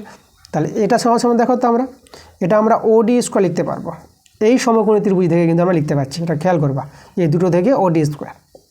আর এটা দেখো এবার তোমরা এই ত্রিভুজটা চলে আসো, এটা তো আমাদের সমকোণী ত্রিভুজ 90 ডিগ্রি, এই কোণটা 90 ডিগ্রি, তাহলে অতিভুজ কিন্তু ওবি। তাহলে এখানে দেখো পিবি স্কোয়ার ভূমি স্কোয়ার আর ওপি স্কোয়ার এটা লম্ব ধরে নাও, তাহলে ভূমি স্কোয়ার লম্ব স্কোয়ার সমান সমান কী হবে অতিভুজ স্কোয়ার মানে ওবি স্কোয়ার। তাহলে এই দুজনের জায়গায় আমরা কী লিখে দেবো, এর জায়গায় লিখবো আমরা ওবি স্কোয়ার লিখে দেবো, ওবি স্কোয়ার। ঠিক আছে, তাহলে এই মানটা আমরা কি পেয়ে গেলাম ওবি স্কোয়ার, আর এই মানটা পেলাম আমরা ঠিক আছে ওডি স্কোয়ার, খেয়াল রাখবা। তাহলে এবার লক্ষ্য করো, এখন আমরা ওসির মান চেয়েছে, তাহলে এখান থেকে যদি আমরা ওসিটা বের করি ওসি স্কোয়ার, তাহলে আমরা ও এটা ওইদিকে পাঠিয়ে দেবো, তাহলে এখানে আমাদের ওডি স্কোয়ার থেকে গেল প্লাস ওবি স্কোয়ার হয়ে গেল, আর এদিকে মাইনাস ও স্কোয়ার হয়ে যাবে। ওকে, আচ্ছা আমরা এখানে এবার মানগুলো বসাবো। তাহলে ওডির মান কত, ওডির মান আছে আমাদের 8, তাহলে 8-এর স্কোয়ার, ওবির মান আমাদের আছে 6, তাহলে 6-এর স্কোয়ার, আর ওয়ের মান আছে আমাদের 5, 5-এর স্কোয়ার। তাহলে আমি এখানে দেখাই, তাহলে আমরা ওসি স্কোয়ার কত পেলাম 64 প্লাস 36 মাইনাস 25। ঠিক আছে, এদের যোগবিয়োগ করবা, এদের যোগবিয়োগটা তোমরা পেয়ে যাবা কত 75 পেয়ে যাবা। তাহলে অতএব ওসি কত পাবো, ওসি ঠিক আছে, তাহলে এটা বর্গমূল করবা, বর্গমূল করলে দেখো এখান থেকে 5 বেরোবে, 5 বেরিয়ে যাবে আর √3টা থেকে যাবে। ঠিক আছে, তাহলে আমাদের ওসির মানটা হয়ে গেল 5√3 সেমি, তাহলে এটাই আমাদের অ্যান্সার লিখে দেবে এখানে। এবার দেখো 4-এর আমরা 8 আর 9 একসঙ্গে নিয়েছি। 8-এর অঙ্কটা আছে cos theta plus sec theta সমান সমান 2 হলে cos to the power 11 theta plus sec two the power 11 theta এর মান নির্ণয় করা। আচ্ছা আমরা দেখো এখান থেকে আমরা cos থিটা আর sec থিটার মানটা আমরা এখান থেকে বের করে নিতে পারবো কীভাবে, তাহলে দেখো cos থিটা আর sec থিটাকে তোমরা লিখবা 1/cos থিটা সমান সমান 2।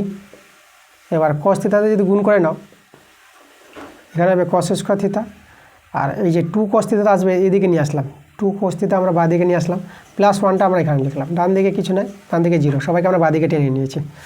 আচ্ছা এখানে কিন্তু আমরা কি করেছি উভয় পক্ষে cos থিটা দিয়ে কিন্তু গুণ করা হয়েছে। ঠিক আছে, এভাবে চলে আসবে সমীকরণটা। দেখো এটা আমাদের পূর্ণবর্গ সূত্র পড়ে যাচ্ছে cos থিটা -1 তার হোল স্কোয়ার, তাহলে এখান থেকে আমরা cos থিটা -1 = 0, তাহলে আমরা cos থিটা সমান সমান কত পাচ্ছি 1, তাহলে এখান থেকে sec থিটা মানটা তোমরা 1 পেয়ে যাবা, আর cos থিটার উল্টো sec থিটা। আচ্ছা এখানে মানটা যদি পুট করে দাও এই জায়গায়, ঠিক আছে, তাহলে এই জায়গায় মানটা পুট করলে কত হবে, তাহলে এখানে cos-এর মানটা তো 1, তাহলে 1-এর মাথায় 11, আর sec-এর মানটা তো 1 পেলাম, তাহলে 1-এর মাথায় 11, তাহলে এখানে 1 + 1, তাহলে কত হয়ে গেল আমাদের 2 অ্যান্সারটা, তাহলে এটাই আমাদের অ্যান্সার। তারপর দেখো 9 নম্বর অঙ্কটা tan 1 degree into tan 2 degree into tan 3 degree into ... tan 89 degree এর মান নির্ণয় করো। আচ্ছা এখানে দেখো আমাদের 1 থেকে কিন্তু 89 ডিগ্রি অবধি বলেছে, তাহলে আমরা প্রথমে কি করব, আমরা এই যে 89 ডিগ্রি আছে এখানে এর জায়গায় লিখব 90 ডিগ্রি মাইনাস 1 লিখব আমরা, তাহলে tan 1 ডিগ্রি আর tan 2 ডিগ্রি, আচ্ছা tan 3 ডিগ্রিটা আমরা লিখলাম না। আর দেখো এদের মধ্যে আমরা tan 45 ডিগ্রি পেয়ে যাবা। ওকে, আর এখানে গুণ চলছে, এর আগেরটা যদি বলি এর আগেরটা কত আছে tan, এখানে 88, এটা tan 89 হলে এখানে কত আছে তার আগেরটা আছে tan 88 ডিগ্রি, তা tan 88 ডিগ্রিকে আমরা লিখব 90 ডিগ্রি মাইনাস 2, আর এটা tan 89 ডিগ্রিকে লিখবো আমরা 90 ডিগ্রি মাইনাস 1। ঠিক আছে, দেখো তোমাদের আবার বলি tan 89 ডিগ্রির আগেরটা আছে tan 88 ডিগ্রি। ওকে, তো tan 88 ডিগ্রিকে আমরা লিখেছি tan 90 ডিগ্রি মাইনাস 2, আর tan 89 ডিগ্রিকে আমরা লিখেছি tan 90 ডিগ্রি মাইনাস 1। ঠিক আছে, এটা মনে রাখবা। তাহলে এদেরকে আমরা এটা বসিয়ে দিলাম এদিকে। আচ্ছা এর মান আমরা 1 জানি, tan 45 ডিগ্রির মান 1 হয়। আর এটা দেখো এটা আমাদের পুরো কোণের সূত্র cot 2 ডিগ্রি আসবে, আর এটা cot 1 ডিগ্রি আসবে। ঠিক আছে, এটা হচ্ছে আমাদের ডিগ্রিতে আছে। আচ্ছা এটা কিন্তু আগের পার্টটা আবার বলি, আগের পার্টটা এখানে আছে tan 88 ডিগ্রি, সেটাকে আমরা লিখেছি tan 90 ডিগ্রি মাইনাস 2 ডিগ্রি। তাহলে এবার দেখো এখানে এই যে ট্যান আর কট সব তো গুণের আকারে আছে, তাহলে এখানে পরেরটা আসবে ট্যান 3 ডিগ্রি হবে, তাহলে এখানেও আসবে কট 3 ডিগ্রি, একইভাবে মানগুলো পাবা। তা সবগুলো মান কিন্তু কেটে যাবে, এভাবে কেটে যাবে, কেটে গিয়ে আমরা কত পাবো, তাহলে এখানে কিন্তু কি হবে 1 × 1, তাহলে 1 × 1 ইন্টু এভাবে চলতে থাকবে, 1 ইন্টু এভাবে চলবে 1 × 1, তো সব কিন্তু 1 1 করে পাবো আমরা 1-এর গুণফল। তাহলে 1-এর গুণফল কত হয়, 1-এর গুণফল 1 হয়ে যায়, তাহলে অ্যান্সারে কিন্তু আমরা 1 পেয়ে গেলাম।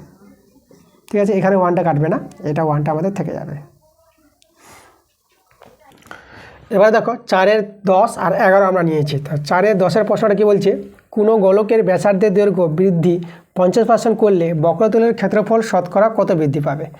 আচ্ছা, এখানে দেখো গোলকের ব্যাসার্ধের দৈর্ঘ্য 50% যদি বৃদ্ধি করা হয়, তাহলে বক্রতলের ক্ষেত্রফলটা শতকরা কত বৃদ্ধি পাবে। তাহলে প্রথম গোলকের ব্যাসার্ধ যদি আমরা আর ধরে নিই, ঠিক আছে, ব্যাসার্ধ আর ধরে আমরা বক্রতলের ক্ষেত্রফলের সূত্র কি জানি, গোলকের বক্রতলের ক্ষেত্রফল বলতে সমগ্রতলের ক্ষেত্রফল, তার সূত্রটা হচ্ছে 4πr²। এবার ব্যাসার্ধ কত বাড়াবে, 50% বৃদ্ধি করবে, তাহলে আর এর 50%, 50/100, তাহলে এটা কত পাবো, r/2 পাবো, কারণ 50 দিয়ে 100 হয় r/2। তাহলে দেখো আগে ছিল আর, এখন আমাদের r/2 বেড়ে গেল, তাহলে আমাদের কত দাঁড়িয়ে গেল, এটা হয়ে গেল আমাদের 3r/2। তাহলে এখন কিন্তু আমাদের গোলকের ব্যাসার্ধ পেয়ে গেলাম 3r/2। তাহলে এই অনুযায়ী আমরা কি পেয়ে যাব, গোলকের বক্রতলের ক্ষেত্রফলটা 4π, তাহলে এখানে দেখো আমরা আর এর জায়গায় কত বসাবো, 3r/2 তার হোল স্কোয়ার, তাহলে এটা কত পাচ্ছি আমরা, তো এটা আমরা 9/4 পাবো, এটা ইন্টু 4π আর r² এখানে বসালাম, তাহলে এতটা বেড়ে গেল। তাহলে এটা দেখো এটা আমাদের বড় আছে এর চেয়ে, তাহলে আমাদের বৃদ্ধি পেয়েছে, তাহলে কতটা বাড়বে, ঠিক আছে, তাহলে আমাদের বাড়বে আমাদের দেখো 4π 9/4, আর এদিকে আছে আমাদের 4π r² থেকে মাইনাস করবো আমরা 4π r²।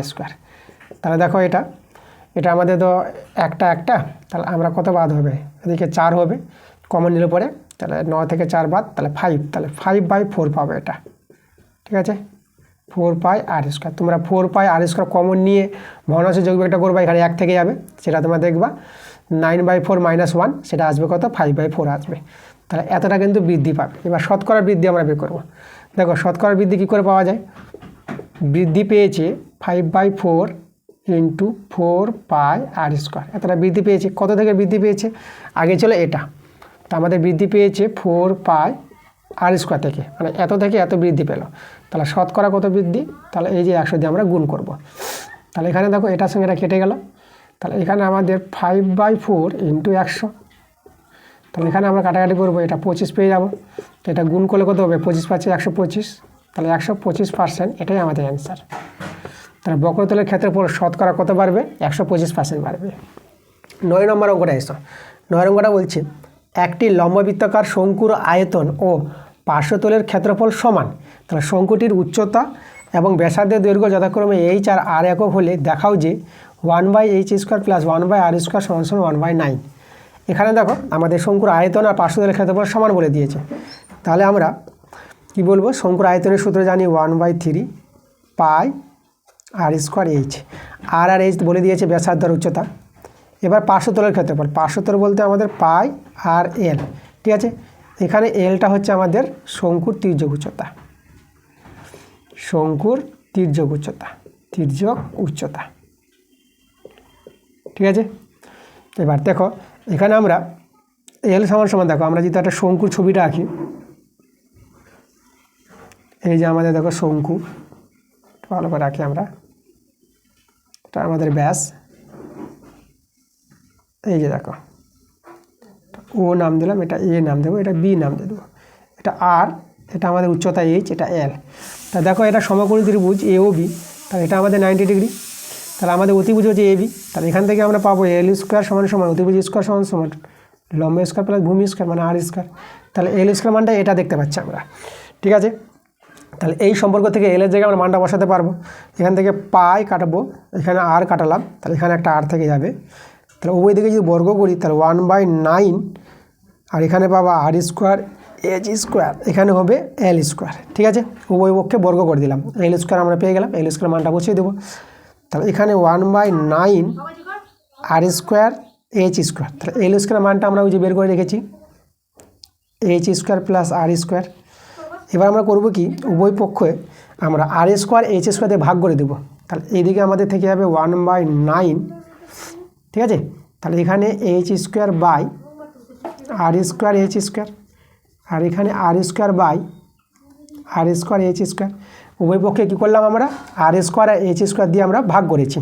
তাহলে এখানে এইচ স্কোয়ার এইচ স্কোয়ার কাটবে, এখানে আর স্কোয়ার কাটবে। আমি এখানে দেখাই, তাহলে এখানে দেখো এদিকে আমাদের 1/9 দাঁড়িয়ে গেল, এদিকে আমার এখানে থাকবে 1/আর স্কোয়ার প্লাস, আর এখানে থাকবে আমাদের, আচ্ছা এখানে একটা এখানে একটা ভুল করেছি আমরা, এখানে আমাদের আর স্কোয়ারটা কাটছে, এইচ স্কোয়ার থেকে যাবে। তাহলে এখানে আমরা লিখবো 1/এইচ স্কোয়ার, ঠিক আছে। আগে আমাদের এইচ স্কোয়ার লিখেছি, দেখো প্রমাণটা কিন্তু চলে এসেছে। তাহলে 1/এইচ স্কোয়ার প্লাস 1/আর স্কোয়ার আমরা সাজালাম, আর 1/9টাকে আমরা এদিকে লিখলাম। দেখো আমাদের কিন্তু প্রুফ চলে এসেছে, প্রুফড, ঠিক আছে। তাহলে এভাবে আমাদের প্রমাণটা করতে হবে। দেখো 4-এর 12 নম্বর, আজকের ক্লাসের আমরা শেষ প্রশ্নে চলে এসেছি। দেখো আমরা সব অঙ্কগুলো কিন্তু আমি ভালোভাবে করে দিয়েছি, কোনো সমস্যা হবে না তোমাদের। যদিও তোমাদের কোনো জায়গায় অসুবিধা হয়, কোনো অঙ্কটা সমস্যা হচ্ছে, সেই অঙ্কের নাম্বারটা নিয়ে তোমরা কমেন্টে মেনশন করবা, আমি সেই অঙ্কটা আবার আমি পুনরায় বুঝিয়ে দেওয়ার চেষ্টা করব। তো ঠিক আছে, দেখো তোমরা ক্লাসগুলো তোমাদের সবগুলো আমি দিচ্ছি ভালো করি। তোমাদের আজকে পেজ নাম্বার 456 পাতা দিলাম, তোমরা মন দিয়ে ক্লাসগুলো দেখো। একবার ছাড়া তোমরা দুবার ক্লাস দেখো। তোমরা মাধ্যমিকের ক্যান্ডিডেট, এখন তোমরা সামনে মাধ্যমিক পরীক্ষায় বসবা, তো এখন কিন্তু অঙ্কগুলো তোমাদের কিন্তু বারে বারে রিভিশন দিতে হবে। তাহলে একবার একটা অঙ্ক দেখার পর তোমরা ভাবো যে অঙ্কটা আমরা পেরে যাবো, সেরকম কিন্তু ভাববা না। একটা অঙ্ক তোমাদের কিন্তু বারবার দেখতে হবে, ঠিক আছে। বারবার না দেখলে কিন্তু অঙ্ক মনে থাকবে না। তাহলে আমার ভিডিওগুলো তোমরা কিন্তু প্রথম থেকে দেখো। আমাদের এবিটি টেস্ট পেপার থেকে আমরা 23 পাতা পেজ থেকে আমরা দিয়েছি, পেজ নাম্বার 23 অবধি আমাদের চলছে আজকে 456 অবজেক্টিভ দিয়েছি। আর বড় প্রশ্ন আমাদের দেওয়া হয়েছে, কয়েকটা স্কুল আমরা বড় প্রশ্ন দিয়েছি আমরা, সেখান থেকে তোমরা বড় প্রশ্নগুলো দেখবা। কিছু আমরা পেজ নাম্বার দিয়ে বলে দিয়েছি, ওগুলো বইয়ের যেগুলো মিলে যাচ্ছে বইয়ের সঙ্গে সেগুলো করাইনি আমরা, সেখানে পেজ নাম্বার দিয়ে বলে দিয়েছি। কিন্তু তোমরা চাইছো যে পেজ নাম্বার না দিয়ে অঙ্কগুলো করিয়ে দিতে, তা আমি আর পেজ নাম্বার দিয়ে তোমাদের অঙ্কগুলো বলে দেবো না। বইতে যে কথায় আছে সেই অঙ্কগুলো যেগুলো বইয়ের সঙ্গে মিলবে সেই অঙ্কগুলো কিন্তু আমি তোমাদের করে দেবো, ঠিক আছে, কোনো চিন্তা নাই। তোমাদের আরও যদি কোনো সমস্যা হয় তা তোমরা কমেন্টে নিশ্চয়ই জানাবা।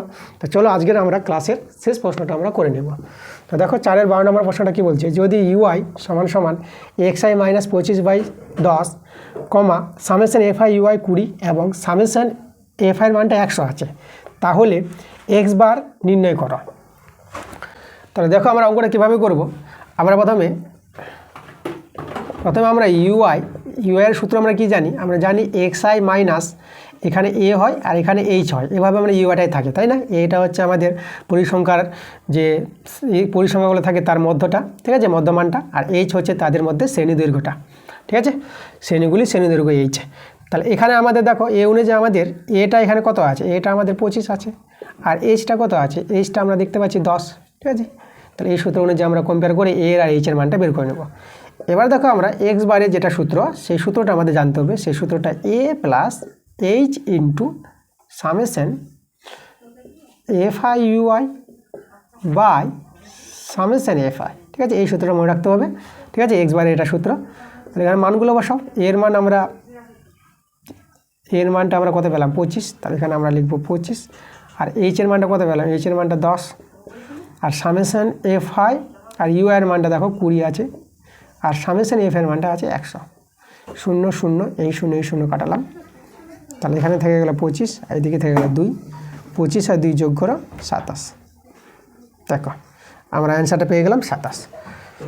তাহলে ঠিক আছে, আজকের ক্লাসের এই ছিল অঙ্কগুলো। তোমরা অঙ্কগুলো মন দিয়ে দেখো, আর পরে ভিডিওটা তাড়াতাড়ি আসবে। আজকে তো তোমাদের পেজ নাম্বার 456 পাতা দিলাম, ঠিক আছে। হ্যাঁ, সেখান থেকে গিয়ে তোমরা ভালো করে বই এবিটি টেস্ট পেপারটা খুলে তোমরা কিন্তু অঙ্কগুলো প্র্যাকটিস করো। বই খুলে পরে বেশি সুবিধা হবে তোমাদের। আর যেটা বললাম, তোমরা একই অঙ্ক তোমরা বারবার রিভিশন দাও, বারবার প্র্যাকটিস করো। অঙ্কতে কিন্তু বারবার রিভিশন প্র্যাকটিস না থাকলে কিন্তু অঙ্কে তোমরা সমস্যায় পড়বা। তাহলে কোনো ব্যাপার নাই, প্রদীপ স্যার আছে, সব অঙ্ক তোমাদের ভালো করে বুঝিয়ে দিবে, ঠিক আছে। ওকে, দেখা হবে তোমাদের আবার নেক্সট ভিডিওতে। তাহলে তোমরা ভালো থাকো।